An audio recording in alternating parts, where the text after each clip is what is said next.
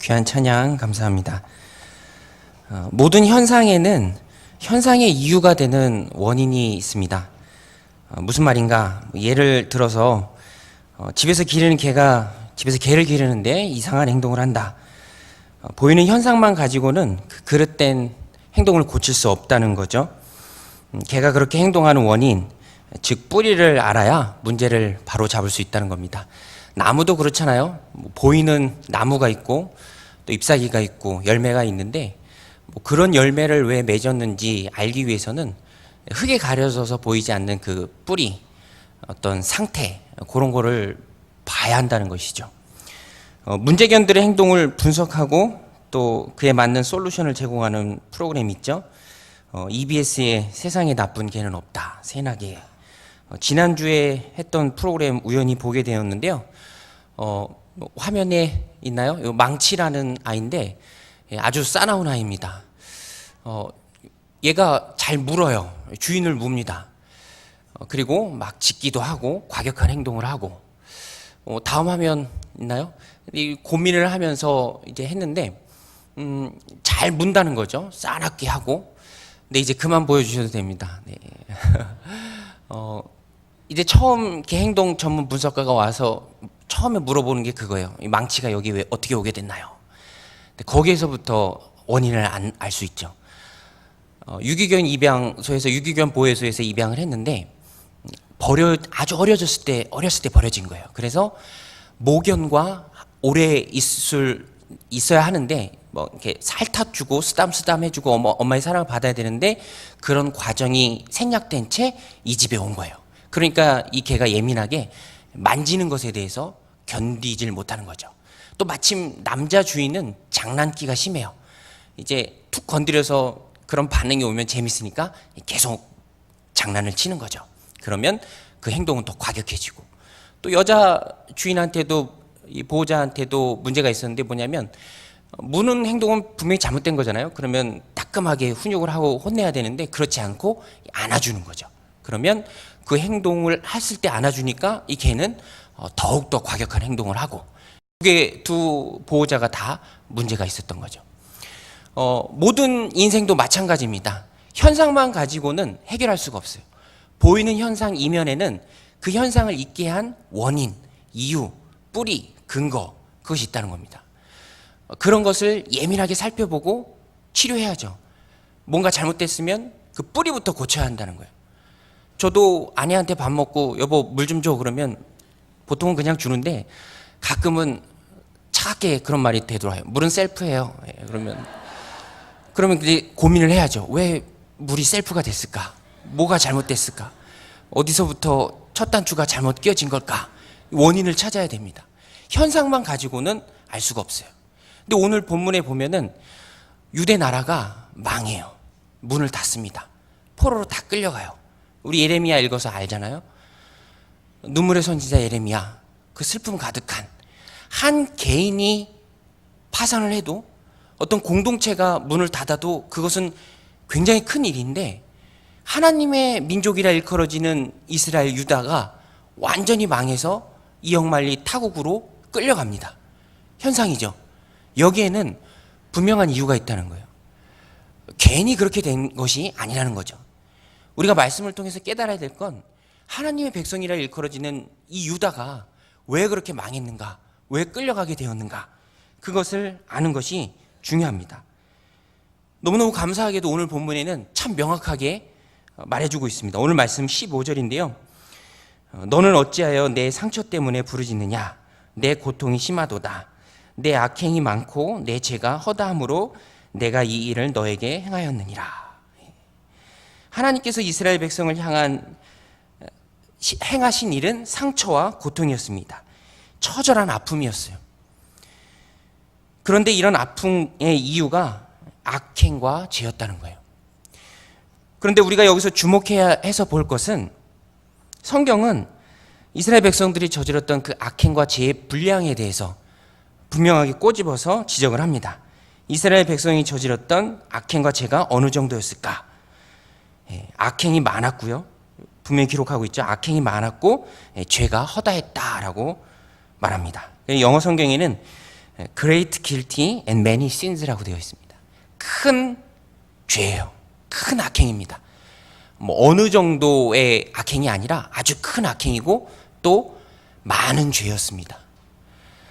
이것이 핵심적으로 이야기하고 또 구체적으로 찝는 것은 본문에는 설명은 안 되었지만 역시나 우상숭배였어요. 우상숭배. 하나님께서 가장 싫어하는 우상숭배. 어느 정도까지 컸나? 어느 정도까지 그 죄가 많았나?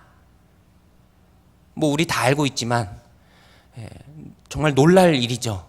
하나님의 백성이라 하나님의 민족이라 일컬어지는 그 나라 안에 바알과 아세라 선지자 또 제사장을 양성하는 신학교가 성행을 했습니다. 그 정도로 어마어마했죠. 뭐 있을 수 없는 일이지만 버젓이 자행되고 있었어요. 그러니까 성경이 말하는 게 맞죠. 죄가 많았고 커다란 악행이 하나님의 백성 이스라엘 가운데 있었다라는 거예요. 우상숭배는 우리가 알아야 할 게 있는데 우상숭배는 자기 사랑이라고 할 수 있습니다. 우상숭배는 곧 자기 사랑이에요. 저도 전에 그 성상일춘봉 제주도 성상일춘봉 올라갈 때 좀 이상하게 생긴 바위에 이렇게 합장을 하고 이렇게 절하는 분을 본 적이 있는데요. 그렇다고 그분이 정말 그 성상일주봉에 있는 그 이상하게 생긴 돌을 섬긴다고는 볼 수 없죠. 모든 우상숭배가 그렇습니다. 나무를 섬기는 것도 아니고요. 돌을 섬기는 것도 아니고요. 그것에 절하고 그것에 정성을 다함으로써 어디서부턴가 오는 나에게 오는 좋은 일, 내가 이루려는 그 일, 정확하게 얘기하면 내 안의 욕심, 그것을 섬기는 것이죠. 그래서 우상숭배는 내 안의 욕심을 투영한 것입니다. 실제로 섬기는 대상은 자기 자신이에요. 그래서 하나님께서는 우상숭배를 굉장히 미워하시죠. 우상숭배를 하는 진짜 이유는 자기 욕심입니다. 골로새서 3장 5절에서 바울은 탐심을 우상숭배로 규정했습니다. 그러므로 땅에 있는 지체를 죽이라. 곧 음란과 부정과 사욕과 악한 정욕과 탐심이니 탐심은 우상숭배니라. 우상숭배예요. 탐심입니다. 사람 안에는 우상숭배로 투영될 만큼 당연히 나올 만큼 아주 찐득한 욕심이 있어요. 탐욕, 욕심. 이 욕심에서 자유롭기가 매우 힘듭니다. 욕심을 한 문글자로 탐이라고 하죠. 보통의 욕구에 지나는 것을 욕심, 탐자를 붙입니다. 우리 안에는 이런 탐이 있다는 거예요. 탐심이 있습니다. 그래서 우리가 행하는 모든 일에 이 탐자를 붙여도 다 됩니다. 분량은 적은데 더 먹고 싶은 것, 식탐이라고 하죠. 식탐. 양이 정해져 있는 건 상관없습니다. 많이 먹을 수 있어요. 저처럼. 그러나 먹지도 못하면서 막 탐하는 마음들이 있습니다. 또 명예욕도 마찬가지죠. 높이 올라가고 싶은 거예요. 자꾸만 바닷물 퍼마시는 것처럼 해결되지 않는 명예에 대한 갈증이 있어요. 그래서 현대사회에서 가장 중요한 것은 사람들의 마음을 얻는 것, 인기를 얻는 것, 표를 얻는 것. 그래서 민심은 천심이라고 하는데 저는 그것처럼 잘못된 말이 없는 것 같아요. 집단지성이라고 하는데 집단지성의 맹점이 얼마나 많이 있나요? 민심은 탐심이 아니라 민심은 천심이 아니라 민심은 탐심이죠. 모두가 다 이런 욕심들이 있기 때문에 결국에는 욕심을 향해서 나아갈 수밖에 없다는 거예요. 그리고 그 욕심을 누가 더 많이 채워주냐에 따라서 내가 명예를 얻고 내가 권력을 쥐고 높이 올라간다는 것이죠. 인간의 본성적인 이기심이 누구나가 다 정도의 차이는 있지만 있다는 거예요. 마음속에 있습니다. 제가 군생활을 국군병원에서 했는데요. 원주에 있는 국군병원에서 했는데 근무하면서 재밌는 일이 있었어요. 오늘 말씀에 비춰서 보면 정말 사람이 이렇게까지 이기적이구나 하는 것을 깨닫는 일이 있었는데 뭐냐면 제가 병원에서 시설과에서 근무를 했었는데 종합병원이었지만 이 건물이 낡아서 에어컨은 딱 한 대 있었어요. 원장실에. 근데 원장실 에어컨을 교체하면서 기존에 쓰던 그 원장실에 쓰던 그 에어컨이 하나가 남게 된 거예요. 그러면 이걸 어디다 설치할 거냐? 내부 의견은 우리 병원 안에서 가장 더운 약제과, 거긴 창문이 별로 없어서 제일 덥습니다. 거기에 설치하기로 했어요. 그래서 설치를 마쳤는데 뜻하지 않게 다른 부서에서, 참 재밌습니다. 다른 부서에서 막 컴플레인 하는 거예요. 왜 거기다 에어컨을 설치하느냐? 한 대밖에 없잖아요. 그래서 결국에는 어떻게 됐냐면 정말 이런 일이 있었는데, 그러면 차라리 거기 있는 것도 떼라. 다 같이 덮자. 그래서 거기 있는 걸 실제로 떼고 그 에어컨은 창고에 보관했어요. 멀쩡한 거를. 사람들의 마음이 그래요.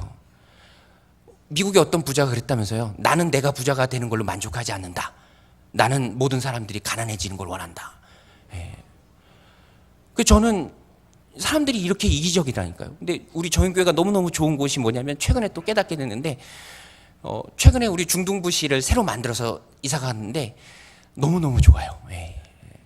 우리 교육부서 안에 중에서 제일 좋습니다. 그래도 뭐 질투하거나 배 아파하는 부서가 전혀 없어요. 중등부 잘 쓰세요. 막 축하해주고 박수 쳐주고, 와 이렇게 좋네요. 막 하나님의 공동체, 또 하나님의 마음을 품은 사람들은 당연히 그래야 되는데, 이건 이상이고요. 사람들은 실제로는 다 이기적입니다. 그런 마음들이 있다는 거예요. 행하는 모습을 보면 이기심이에요. 원인은 욕심입니다. 욕심. 내 안에 들어있는 찐득한 욕심. 내 마음대로 해야 되고, 내가 하고 싶은 대로 해야 되고, 내가 세상의 중심이고, 그래서 나는 대접받아야 되고, 내가 하나님이 되어서 내가 판단해야 되고, 그런데 그게 안 되니까 화가 나는 거예요. 내 뜻을 무시한다고 여기니까 끝도 모르는 피해의식 속에서 다른 사람의 생명보다도 내 뜻이 중요하고, 내 마음대로 내가 하나님인데 내 뜻대로 안 되니까 그 분노를 이기지 못하는 것들이 계속 표출되잖아요. 사람 안에 찐득한 욕심이 아니고는 설명할 방법이 없습니다. 죄예요, 죄. 탐심, 욕심입니다. 이런 이기적인 인간을 향한 하나님의 심판은 그래서 당연한 거예요. 거기에 대해서는 어떤 항변도 달 수가 없습니다. 그런데 16절에 보면 너무너무 신기하게요, 회복의 말씀이 줄줄줄 나와요. 하나님의 회복이 약속의 형태로 우리에게 제공됩니다. 이 회복의 말씀 요약해 보면 17절 18절인데요. 여호와의 말씀이니라. 그들이 쫓겨난 자라 하매 시온을 찾는 자가 없은즉 내가 너의 상처로부터 새살이 돋아나게 하여 너를 고쳐주리라. 또 18절에도 보면, 우리 읽지는 않았는데 18절에 보면은 여호와께서 말씀하시니라. 보라, 내가 야곱 장막의 포로들을 돌아오게 할 것이고 그 거처들의 사랑을 베풀 것이라. 성읍은 그 폐허가 된 언덕 위에 건축될 것이요 그 보루는 규정에 따라 사람이 살게 되리라. 쭉 나오는 회복의 말씀 요약하면 세 살, 자유, 그리고 사랑이라고 요약할 수 있습니다. 세 살. 이스라엘 백성들이 그 탐심, 그 욕심 때문에, 자기가 하나님이 되려는 그 죄의 본성 때문에 하나님으로부터 처절한 응징을 당하고 징계를 당하는데, 이제는 회복시켜 주실 거라는 하나님의 약속입니다. 네가 상처가 되었지, 그 상처가 힘들지, 그 상처에 새살이 돋아나게 해줄게. 여러분, 세포가 다시 재생되는 게 얼마나 은혜롭나요? 저희 막내도 이 집에서 놀다, 안전사고가 보통 집에서 일어나잖아요. 그 놀다가 문 손잡이가 여기 있는데, 문 손잡이 끝쪽에 경첩 부분, 문이 닫히는 그 부분에 이 손가락을 넣고 모르고 이렇게 문을 닫은 거예요. 그래서 손이, 그런 사고가 종종 있잖아요. 저도 어렸을 때 당해서 그 기억이 아직도 있는데 똑같이 당한 거예요. 그래서 막 이렇게 찢어지고 피도 나고 응급실도 가고 그랬는데, 너무너무 감사한 건 시간이 지나니까, 약을 잘 바르니까 또 거기서 새살이 돋아나더라고요. 새살이. 상처에 새살이 안 돋아나면 어떻게 하겠습니까? 그런데 새살이 돋아난다는 거예요. 육신의 상처에 새살이 돋아나는 것도 너무너무 감사한 일인데, 마음의 상처, 영혼의 상처, 그런데 그곳에 하나님께서 새살을 돋아나게 해 주시겠다는 것입니다. 너무너무 귀한 약속이죠. 또 18절에 약속했죠? 포로에서 돌아오게 하시겠다고 했습니다. 이건 요약하면 자유예요, 자유. 자유가 없었는데, 포로의 신분이었었는데 내가 너를 해방시키겠다는 거예요. 포로의 신분이었고 묶인 몸이었지만 이제 원래의 고향으로 돌아오게 하겠다. 자유를 주겠다. 우리가 자유 시대에 살고 있어서 자유의 기쁨을 모르죠. 이 자유가 조금만 억압을 당해도 자유가 얼마나 기쁜지 알게 됩니다. 그런데 그 기쁜 자유, 그 좋은 자유를 하나님께서 다시 주시겠다는 거예요. 자유가 얼마나 소중합니까? 그래서 미국의 독립운동가 패트릭